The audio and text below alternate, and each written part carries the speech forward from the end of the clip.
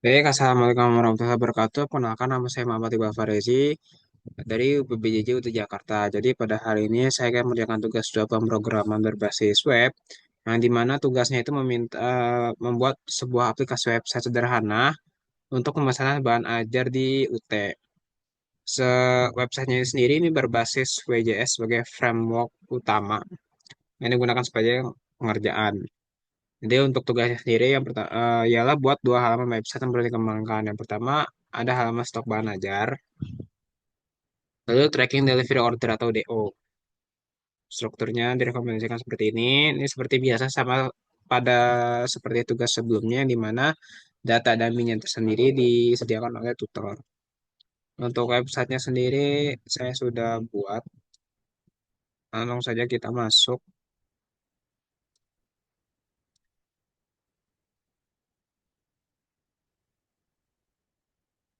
Oh, yang pertama ini halaman utamanya. Agar lebih mempermudah saya presentasi, saya juga akan menyajikan lewat Word. Oke, yang pertama deskripsi sendiri. Ini aplikasi ini merupakan sistem berbasis web yang dikembangkan oleh universitas terbuka dalam rangka membantu proses pengelolaan stok bahan ajar dan tracking delivery order. Website ini dibuat menggunakan Vue.js sebagai framework front-end utama tanpa backend yang dimana datanya sendiri disimpan dalam local storage. Tools yang digunakan ialah Vue.js3, framework front-end utama untuk mengelola data, tampilan, interaksi pengguna. Lalu ada HTML5, struktur utama halaman web. Ya, lalu CSS3, desain tampilan. Lalu JavaScript, logika aplikasi atau data dummy-nya yang disediakan oleh tutor. Untuk struktur proyek saya sendiri, ya pertama ada CSS, folder CSS yang paling atas, image, JS. Folder JS ada terdapat tiga file, data bahan ajar, stok KPP, tracking. Lalu ada index, stok, tracking HTML. Kita masuk ke halaman fitur.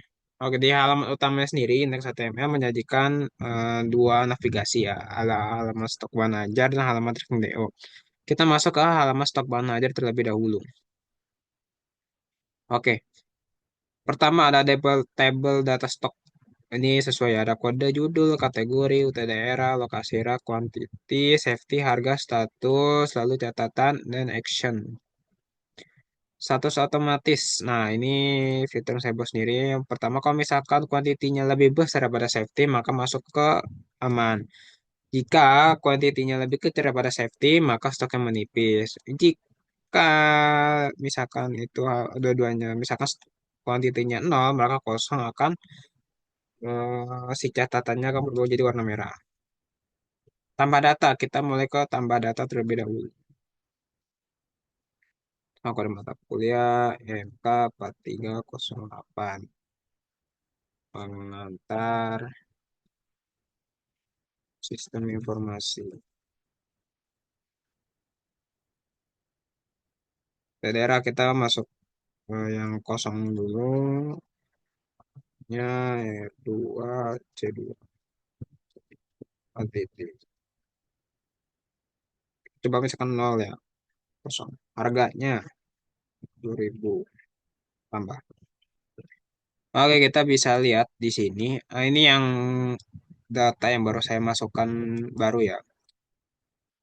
Kode 4 MK4308 judul, kategorinya, nilai daerah, rak, quantity, harga, catatannya kosong aja. Misalkan kuantitasnya kosong berarti kosong ya. Oops, sorry. Kita masuk ke filter dan sort. Filter UPBJJ kategori sortir. Misalkan jumlah, fitur riset. Oke, ini fitur riset tersedia ya.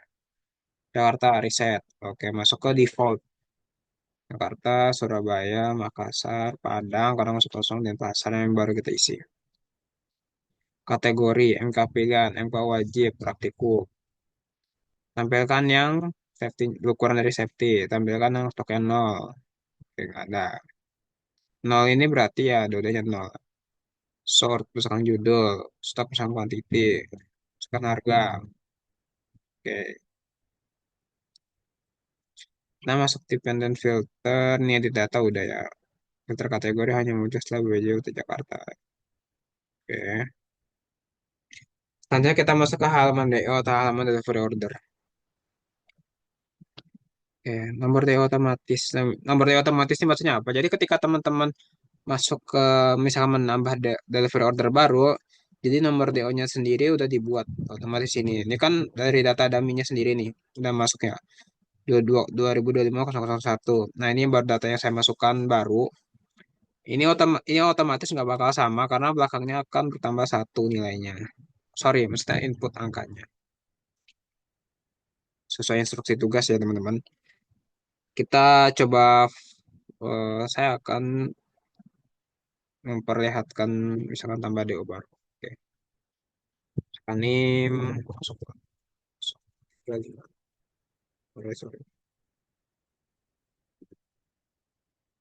Ekspedisi, misalkan JNE, misalkan pos data, pos, pilih paket, oke, nama, angga. Nah, ini si paket misalnya ini. Harganya ini, tambah DO. Nah, ini udah otomatis berbeda dari nomor DO yang sebelumnya. Oke, form input DO, call input name, nama ekspedisi, pilih paket, tanggal kirim. Ini tanggal kirim ya teman-teman. Tabel DO, ini menampilkan seluruh DO disimpan di local storage, perhitungan harga otomatis. Tadi udah ya, perhitungan harga otomatis. Nah, di sini. Nah, ini. Nah,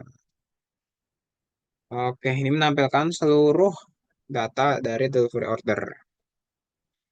Ya, saya akan menjelaskan cara kerja sistemnya. Jadi, saat website dibuka, VJS-nya ini akan membaca data dari file data bahan ajar JavaScript.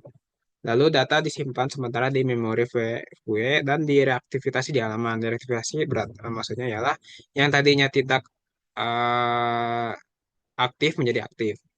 Lalu setiap interaksi pengguna, filter tambah edit dan lain-lain itu otomatis diperbarui di tampilan. Karena perubahan data disimpan di local storage untuk persistensi sementara.